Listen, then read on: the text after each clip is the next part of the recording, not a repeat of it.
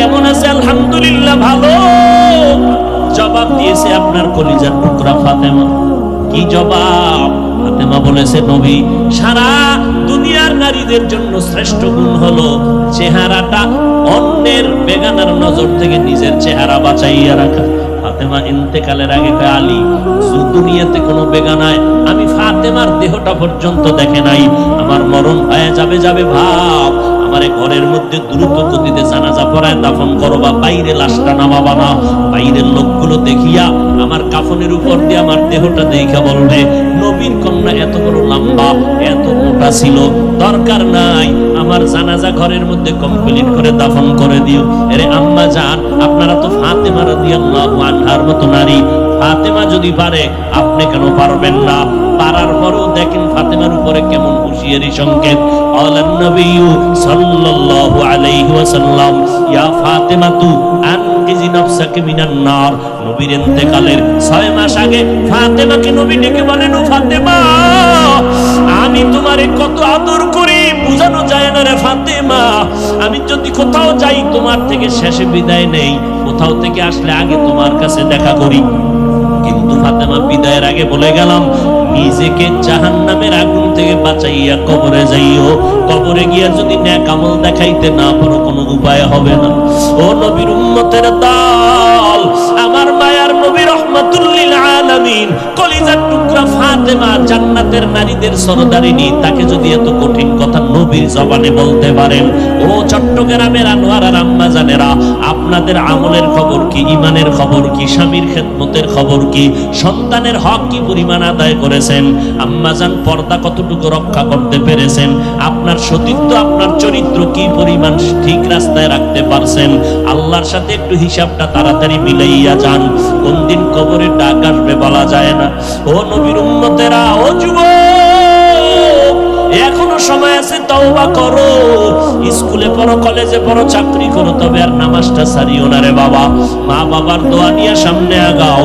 জীবনে যদি ভুল করিয়াও থাকো, এখনো সময় আছে, তওবা করো। আল্লাহর মোহাব্বত নিয়ে চলো। আজকে তোমার মতো স্বাধীন চিন্তা করিয়া যদি আমি হাফিজুর রহমান প্যান্ট শার্টটাই লাগাইয়া রাস্তায় চলতাম, কেউ আমারে বাধা দিত না। টুপিটা মাথায় দেওয়ার কারণে মাথা গরম লাগে, এরপরও কেন টুপি ফালাই না? দাড়ির কারণে যৌবনের ভাব চলে যায়, তারপরও কেন দাড়ি ফালাই না? লম্বা জামার কারণে শরীরটা গরম লাগে, তারপরও কেন ফালাই না? ও বাবা, এই টুপি দাড়ির কারণে কত মানুষ আমারে গালি দেয়, এরপরও কেন এই রাস্তা ছাড়ি না রে বাবা? শীতের মধ্যে ঠান্ডা পানি দিয়া ফজরের নামাজটা পড়তে অজু বানায় কত কষ্ট, এটার বলার ভাষা নাই, এরপরও কেন নামাজ ছাড়ি না রে বাবা? একটাই কারণ, আল্লাহর নবীর হাতে গড়া সাহাবায়ে কেরাম জান্নাতের টিকিট পাইছেন আবু বকর সিদ্দিক, এরপরও নামাজে দাঁড়াইয়া দাঁড়াইয়া কান্না করতেন সারাটা জিন্দেগি। ওমরে ফারুকের মতো বান্দা জান্নাতের টিকিট পাইয়াও জীবনটা ভর কান্না করে গেলেন জাহান্নামের আযাবের ভয়। এমনকি আপনার আমার নবী, যে নবীর কোনো গুনাহ নাই, জিন্দা নবী, হায়াতুন নবী, আজও মদিনাতুল মুনাওয়ারা রওজা পাকের মধ্যে নবী জিন্দা, উম্মতের খবর নিতেছেন। যেই নবী এত জীবন কষ্ট করলেন, উম্মতের সারি আসমানে যান নাই, ওই নবী আম্মা জান আয়েশা বলেন, দেখি আমার রুমের মধ্যে বসে বসে কান্না করেন। আম্মা জান আয়েশা বলে, নবী কেন কাঁদেন? আমি আয়েশা কোনো বেয়াদবি করে ফেললাম নাকি? নবী কয়, না রে আয়েশা, তুমি বেয়াদবি কেন করবা? আম্মা জান আয়েশা বলেন, নবী আমার বয়স তো অনেক কম, আমার বেয়াদবি অজান্তে হতে পারে। আমার 6 বছর বয়সে আপনার সাথে বিয়ের বন্ধন হইল, 9 বছর বয়সে আমি আয়েশা আপনার ঘরে আসলাম।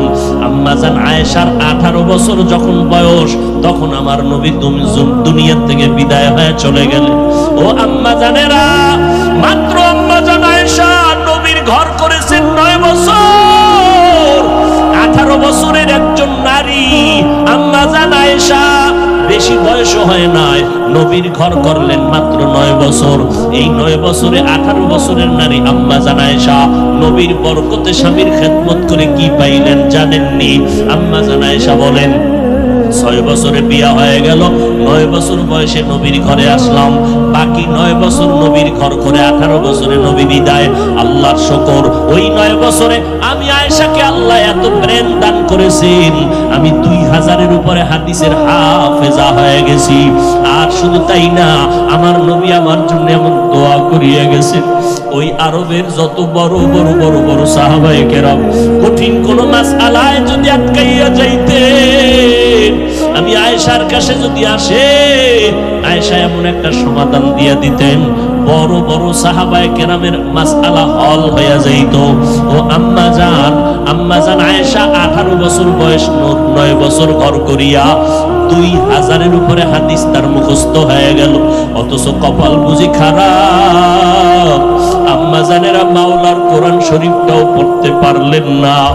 কোরআনটা পড়বেন ফজরের পরে সূরা ইয়াসিন, জোহরের নামাজের পরে সূরাতুর রহমান তেলাওয়াত করবেন, আসরের নামাজের পরে আম্মা ইয়াতাসাআলুন, মাগরিবের নামাজের পরে সূরা ওয়াকিয়া তেলাওয়াত করবেন, এশার নামাজের পরে সূরা মুলুক তেলাওয়াত করবেন।